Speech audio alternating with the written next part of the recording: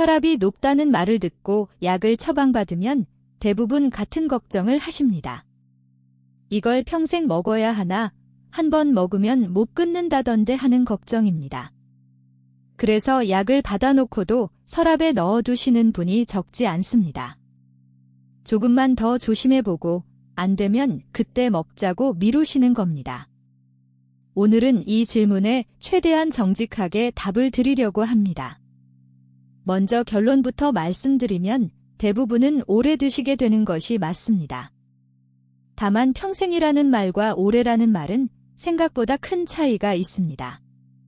실제로 용량을 낮추거나 중단하게 되는 경우도 분명히 있고 그 판단을 어떻게 하는지도 오늘 말씀드리겠습니다. 그런데 오늘 이야기에서 가장 중요한 것은 따로 있습니다.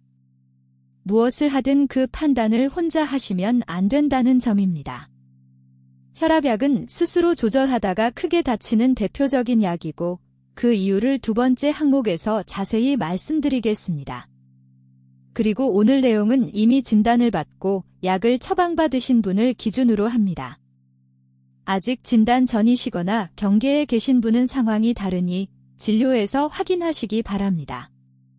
대한고혈압학회 진료지침과 질병관리청 자료를 바탕으로 정리했습니다. 첫 번째, 왜 혈압약은 평생 먹는 약처럼 이야기되는지부터 보겠습니다.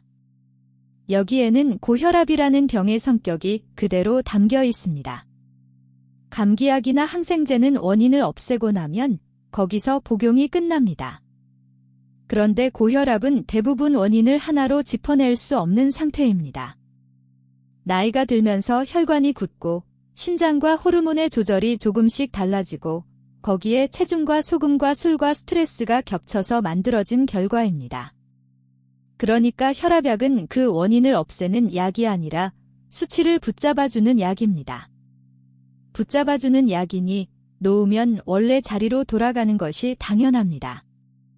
여기서 많은 분들이 오해를 하십니다. 약을 멈췄더니 혈압이 다시 올라갔다. 그러니 약이 소용없었다고요? 그런데 그건 정반대로 읽으셔야 하는 신호입니다. 혈압이 다시 올라갔다는 것은 그동안 약이 제대로 듣고 있었다는 뜻입니다. 안경을 벗으면 다시 흐릿해지는 것과 비슷하게 생각하시면 됩니다. 안경이 눈을 고쳐주지는 않지만 쓰는 동안은 잘 보이는 것과 같습니다. 그럼 왜 굳이 수치만 붙잡는 약을 오래 드셔야 할까요? 고혈압 자체는 아프지 않지만 그 압력이 혈관을 계속 상하게 하기 때문입니다. 높은 압력을 몇 년씩 받은 혈관은 안쪽이 손상되고 딱딱해집니다. 그 손상이 쌓인 끝에 나타나는 것이 뇌졸중과 심근경색, 그리고 신장 손상입니다. 그래서 혈압약은 오늘 편해지려고 먹는 약이 아니라 10년 뒤에 쓰러지지 않으려고 먹는 약이라고 이해하시면 정확합니다. 증상이 없어서 필요를 못 느끼시는 것이 이 병의 가장 어려운 점입니다.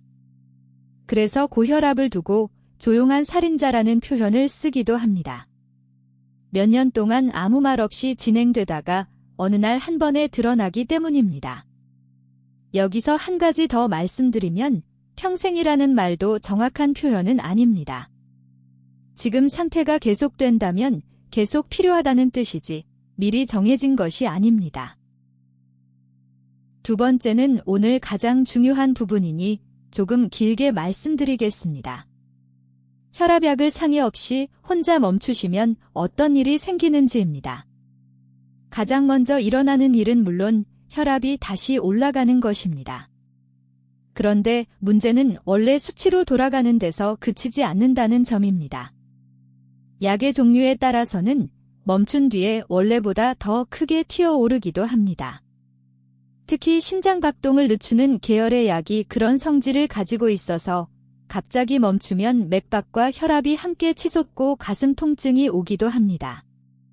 그래서 이런 약은 필요할 때도 여러 주에 걸쳐 서서히 줄여나갑니다. 혼자 멈추시면 그 과정 없이 한 번에 떨어지는 셈이 됩니다. 두 번째 문제는 올라간 혈압을 본인이 느끼지 못한다는 점입니다. 머리가 아프거나 어지러우면 알아차리시겠지만 대개는 아무렇지도 않습니다. 그래서 몇 달을 아무 증상 없이 지내다가 어느 날 갑자기 사고가 납니다. 약을 멈춘 그날이 아니라 몇 달 뒤에 어느 아침에 일이 생기는 것입니다. 이게 혈압약을 자의로 조절하면 안 되는 가장 큰 이유입니다. 잘못됐다는 신호를 몸이 미리 보내주지 않기 때문입니다. 여기서 흔한 상황을 몇 가지 짚어보겠습니다. 첫째, 혈압이 정상으로 나와서 이제 됐다고 생각하시는 경우입니다. 그 정상 수치는 약을 드시고 있어서 나온 숫자이지 나은 것이 아닙니다. 둘째, 몸이 좋아진 것 같아서 며칠 걸러보시는 경우입니다. 혈압약은 하루만 걸러도 그 다음날 수치가 올라가는 경우가 많습니다. 셋째, 여행이나 명절에 약을 안 챙기셔서 며칠 못 드시는 경우입니다. 이건 의외로 흔하니 외출하실 때 2, 3일치를 따로 챙겨두시면 좋습니다. 넷째, 다른 약을 새로 받으면서 헷갈려 빠뜨리시는 경우입니다. 요일별로 나뉜 약통을 쓰시면 이런 실수가 크게 줄어듭니다. 혹시 이미 며칠 걸러 드셨다면 어떻게 해야 할까요? 2배로 몰아 드시지는 마시고 다음 정해진 시간에 평소대로 드시면 됩니다. 그리고 그 사실을 다음 진료 때 솔직하게 말씀하시는 편이 낫습니다. 숨기시면 의사가 약이 안 듣는다고 판단해서 용량을 올릴 수 있기 때문입니다. 다섯째, 몸에 좋다는 것을 시작하면서 약을 대신하려는 경우입니다. 이건 앞에 4가지보다 위험한데 본인은 관리하고 있다고 믿기 때문입니다. 그러는 사이 혈압은 조절되지 않은 채 몇 달이 지나가게 됩니다. 혹시 지금 그렇게 하고 계시다면 다음 진료 때 꼭 말씀하시기 바랍니다. 야단 맞을 일이 아니라 의사가 판단을 다시 하기 위해 필요한 정보입니다. 세 번째는 반가운 이야기입니다. 혈압약을 평생 그대로 드시는 것만이 정해진 길은 아닙니다. 실제로 진료에서 용량을 낮추거나 가짓수를 줄이는 시도를 하는 경우가 있습니다. 다만 그 시도가 가능해지는 조건이 있고 그 조건을 만드는 것은 본인입니다. 가장 큰 것은 체중입니다. 체중이 줄면 혈압이 함께 내려가는 경우가 많아서 조정의 여지가 생깁니다. 두 번째는 소금입니다. 1화에서 말씀드린 저녁 국물과 절인 반찬을 줄이시는 것이 여기에 해당합니다. 짜게 드시던 분이 싱겁게 바꾸시면 혈압이 눈에 띄게 달라지기도 합니다. 세 번째는 술입니다. 매일 드시던 반주를 줄이시면 혈압은 비교적 빠르게 반응합니다. 네 번째는 운동입니다. 5화에서 말씀드린 걷기와 근력 운동을 꾸준히 하시면 도움이 됩니다. 다섯 번째는 담배이고 이건 혈압보다 혈관 자체를 위해 더 중요합니다. 이 5가지를 몇 달 동안 지키시면 진료에서 조정을 논의해 볼 수 있습니다. 그런데 여기서 반드시 말씀드릴 것이 있습니다. 생활 습관을 바꾸셨다고 해서 스스로 용량을 낮추시면 안 됩니다. 조정은 여러 번의 혈압 기록과 검사 결과를 함께 보고 결정하는 일입니다. 그리고 낮춘 뒤에도 몇 주 간격으로 다시 확인해야 하는 과정이 따릅니다. 혼자 하시면 그 확인 과정이 통째로 빠지게 됩니다. 그래서 이렇게 하시면 됩니다. 생활 습관을 몇 달 지키시고 가정에서 잰 혈압을 적어서 가져가신 다음 제 수치가 이 정도인데 용량을 조정해 볼 수 있느냐고 물어보시는 겁니다. 이 한 문장이 오늘 가져가실 실물입니다. 반대로 나이가 들면서 용량이 올라가는 경우도 있는데 이건 실패가 아닙니다. 혈관이 나이를 먹으면 같은 약으로 같은 수치를 유지하기 어려워지기 때문입니다. 그러니 용량이 올랐다고 관리를 못하신 것이라고 자책하지 않으셔도 됩니다. 그리고 알아두시면 좋은 것이 하나 있습니다. 요즘은 한 가지 약을 높은 용량으로 쓰기보다 2가지를 낮은 용량으로 씁니다. 부작용은 줄이면서 효과는 더 얻을 수 있기 때문입니다. 그래서 약이 2알로 늘었다고 해서 더 나빠졌다는 뜻은 아닙니다. 한 알에 2성분이 들어있는 복합제로 바뀌는 경우도 흔합니다. 네 번째는 부작용 이야기입니다. 약을 드시다 불편한 것이 생기면 많은 분들이 조용히 멈추십니다. 의사에게 말하기가 번거롭거나 참아야 하는 것이라고 생각하셔서입니다. 그런데 혈압약은 계열이 여러 가지이고 성질이 서로 꽤 다릅니다. 그래서 불편한 것을 말씀하시면 대개 다른 계열로 바꿔볼 수 있습니다. 흔한 것들을 몇 가지 말씀드리겠습니다. 첫째, 마른 기침이 계속되는 경우입니다. 특정 계열에서 나타나는 잘 알려진 반응이고 바꾸면 대개 가라앉습니다. 감기가 아닌데 몇 주째 마른 기침이 이어진다면 꼭 말씀하세요. 둘째, 발목이 붓는 경우입니다. 혈관을 넓히는 계열에서 나타날 수 있고 저녁에 심해지는 특징이 있습니다. 셋째, 소변이 잦아지는 경우입니다. 물을 빼는 약인이 자연스러운 일이지만 드시는 시간을 조정해 볼 수 있습니다. 저녁에 드셔서 밤에 자주 깨신다면 그것도 말씀하실 가치가 있습니다.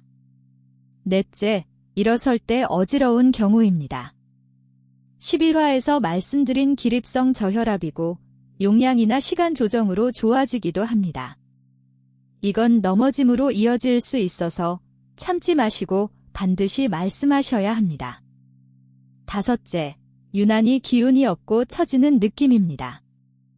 여섯째, 남성분의 경우 성기능 관련 변화가 생기기도 합니다. 말씀하시기 어려우실 수 있지만 이것도 계열을 바꾸면 달라지는 경우가 있습니다. 정리하면 이렇습니다. 부작용 때문에 약을 멈추는 것이 아니라 부작용을 말하고 약을 바꾸는 것입니다. 진료 시간이 짧아 말씀하기 어려우시면 종이에 적어가시면 훨씬 수월합니다. 언제부터, 어떤 증상이, 얼마나 자주 있었는지 세 줄이면 충분합니다. 그리고 부작용처럼 보이는 것이 사실은 다른 원인인 경우도 있습니다.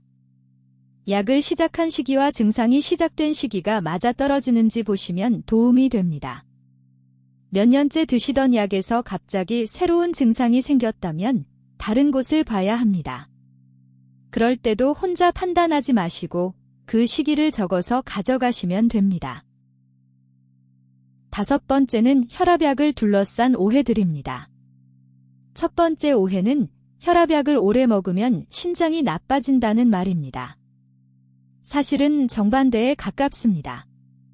조절되지 않은 높은 혈압이야말로 신장을 망가뜨리는 대표적인 원인이고 혈압을 잡는 것이 신장을 지키는 방법 중 하나로 여겨집니다.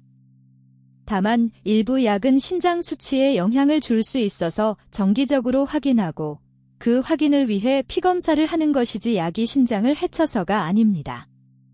두 번째 오해는 혈압약에 내성이 생겨서 점점 늘어난다는 말입니다. 혈압약은 진통제처럼 내성이 생기는 약이 아닙니다. 용량이 올라가는 것은 약이 안 들어서가 아니라 나이가 들며 혈압이 오르기 때문입니다. 세 번째 오해는 증상이 없으면 안 먹어도 된다는 생각입니다. 고혈압이 위험한 이유가 바로 증상이 없다는 점에 있습니다. 머리가 아파야 높은 것이 아니고 아프지 않아도 혈관은 계속 상합니다. 네 번째 오해는 한 번 먹으면 절대 못 끊는다는 말입니다. 앞에서 말씀드린 대로 조정하게 되는 경우도 있으니 절대라는 말은 맞지 않습니다. 다만 그 판단은 수치와 검사를 보고 의사가 하는 것입니다. 다섯 번째 오해는 좋다는 음식이나 건강식품으로 대신할 수 있다는 생각입니다. 혈압에 도움이 되는 음식이 있는 것은 사실이지만 약을 대신할 정도는 아닙니다. 9화에서 말씀드린 대로 오히려 약과 부딪히는 제품도 있으니 확인이 필요합니다. 특히 칼륨이 많이 든 제품이나 소금 대체품은 계열에 따라 주의가 필요합니다. 여기에 하나 더 말씀드리면 주변에서 약을 멈추고 좋아졌다는 이야기입니다. 그런 이야기는 대개 결과가 좋았던 경우만 남아서 전해집니다. 잘못돼서 병원에 실려간 분들의 이야기는 그렇게 돌아다니지 않습니다.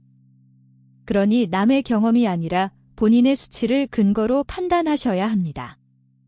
그리고 같은 고혈압이라도 사람마다 목표 수치가 다를 수 있습니다. 나이와 다른 병에 따라 조금 여유를 두기도 하고 더 낮게 잡기도 합니다. 3화에서 콜레스테롤 목표가 사람마다 다르다고 말씀드린 것과 같은 이치입니다. 그러니 옆 사람의 수치와 비교하실 필요가 없습니다. 다음 진료 때 제 목표 수치가 얼마인지 한번 여쭤보시면 좋겠습니다. 6번째는 실제로 드시는 방법과 확인하는 방법입니다. 먼저 드시는 시간입니다.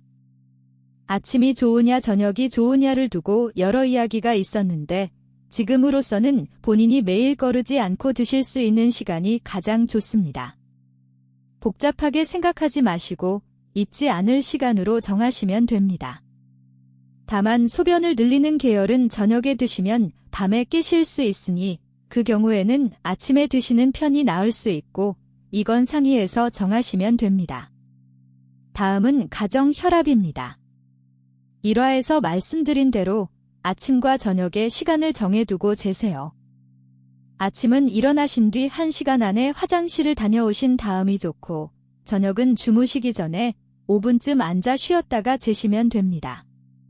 한 번만 재지 마시고 1분 간격으로 2번 재서 평균을 적어두세요. 이 기록이 쌓이면 조정을 논의할 때 가장 강력한 근거가 됩니다. 진료실에서 잰 한 번의 숫자보다 집에서 잰 2주치 기록이 더 많은 것을 알려줍니다. 다음은 계절 이야기입니다. 이건 의외로 놓치기 쉬운 부분입니다. 여름에는 혈관이 넓어지고 땀으로 수분이 빠져서 혈압이 낮아지는 분이 있습니다. 그러면 같은 약을 드시는데도 어지럽고 기운이 없어지실 수 있습니다. 반대로 겨울에는 혈관이 좁아져 혈압이 올라가는 경우가 흔합니다. 그래서 계절이 바뀌면서 몸이 달라졌다고 느끼시면 그때 진료를 한번 잡으세요. 여름에 어지럽다고 스스로 건너뛰시면 안 되고 조정은 의사가 판단합니다. 마지막으로 다른 병원 이야기입니다. 치과나 정형외과처럼 다른 과에 가실 때도 혈압약을 드신다고 꼭 말씀하세요. 일부 진통제는 혈압을 올리고 약의 효과를 떨어뜨릴 수 있기 때문입니다.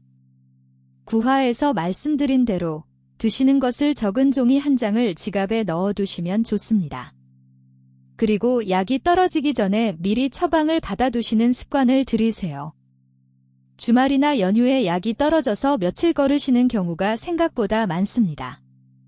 남은 알수가 일주일치 아래로 내려가면 그때 병원 일정을 잡으시면 됩니다.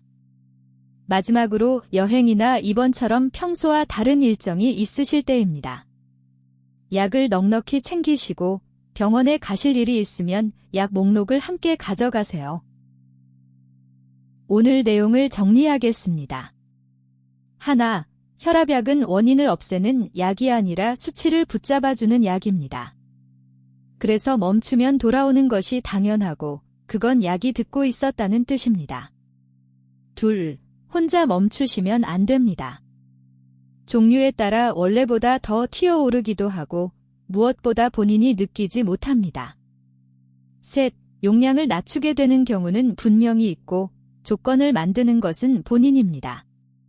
체중과 소금과 술과 운동과 담배, 이 5가지입니다. 넷, 부작용은 참는 것이 아니라 말하는 것입니다. 기침, 발목 부종, 어지럼은 계열을 바꾸면 달라지는 경우가 많습니다. 5, 신장이 나빠진다거나 내성이 생긴다는 말은 사실과 다릅니다. 6, 가정 혈압을 적어두시고 계절이 바뀌면 진료를 한번 잡으세요. 오늘 하나만 가져가신다면 다음 진료 때 하실 이 한 문장입니다. 제 수치가 이 정도인데 용량을 조정해 볼 수 있겠습니까? 이 질문을 하시려면 집에서 잰 기록이 있어야 하니 오늘부터 적어보세요. 아침 한 번, 저녁 한 번, 종이 한 장이면 충분합니다. 끝으로 반드시 말씀드립니다. 오늘 내용은 일반적인 건강 정보이며 개인에게 맞는 처방이 아닙니다. 지금 드시는 약을 오늘 내용을 근거로 조절하거나 멈추지 마십시오. 약의 조정은 여러 번의 수치와 검사를 함께 보고 의사가 결정하는 일입니다. 그리고 심한 두통이나 가슴 통증, 갑작스러운 시야 이상이 생기거나 말이 어눌해지고 한쪽 팔다리에 힘이 빠진다면 지체 없이 병원으로 가셔야 합니다. 오늘 하나만 시작하셨다면 그것으로 충분합니다. 오늘도 건강하게 100세까지 함께 가시길 바랍니다. 도움이 되셨다면 구독과 좋아요로 응원해주세요. 고맙습니다.